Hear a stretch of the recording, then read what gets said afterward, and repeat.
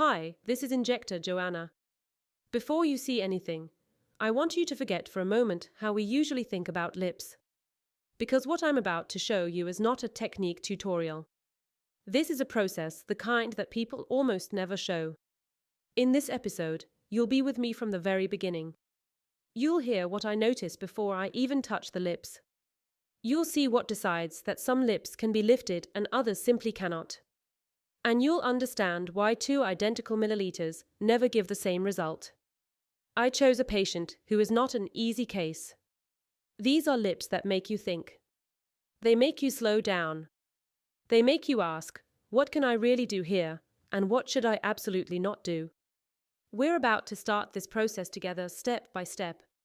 And you'll discover how every decision, every detail, and every tiny difference leads to the final effect you only see at the very end.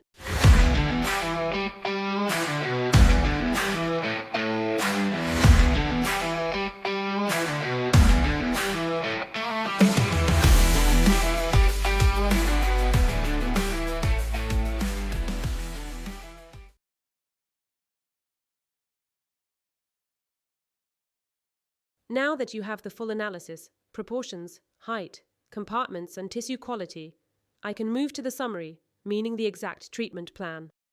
First, aesthetic goals. The most important step is opening the lateral parts of the lips, both upper and lower. This will visually lift the lip corners and reduce the weight of the central area without making the lips wider or pushing them too far forward. The second goal is rebuilding the Cupid's bow and the philtral columns, because in this patient they are almost completely missing. But remember, this will be done with a structural approach, not a volumizing one, so the lips don't become heavy or overfilled. Next, I will correct the asymmetry on the right side, because that is where the collapse is the strongest and the red border is most disrupted. And one more goal, defining the contour with precision, but in a way that keeps natural movement and doesn't make the lips stiff. Second, safety. On the right side of the upper lip there is a mole, which means I cannot inject directly into the mole. I have to plan my needle path to avoid it. At the same time, I use it as a reference point because this is exactly the side where the lip has collapsed more. All of this together creates a plan that is precise, safe, and tailored to this patient's lips. Third, product choice. Here I choose a filler with low to medium elasticity, good flexibility, and smooth integration with the tissue. This is key to avoid a heavy look and to keep the lips moving naturally. I don't use a stiff, strongly volumizing product. The goal is to build structure and contour, not mass. Fourth, compartment strategy. This is where all the previous analysis comes together.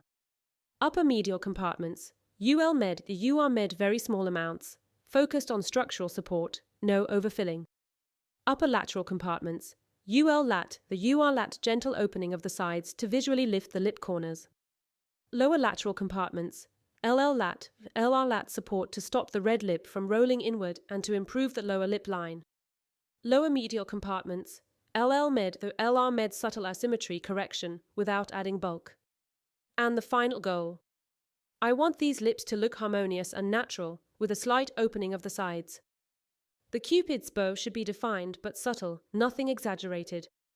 And the final ratio of upper to lower lip should be around 1 to 1.4, 1.6, without heaviness or a pushed forward effect. Now it's time for the technical part, where to place the needle, how deep to go, and how to work in the tissue to keep the result safe and predictable. Let's start with what I call the optimal depth.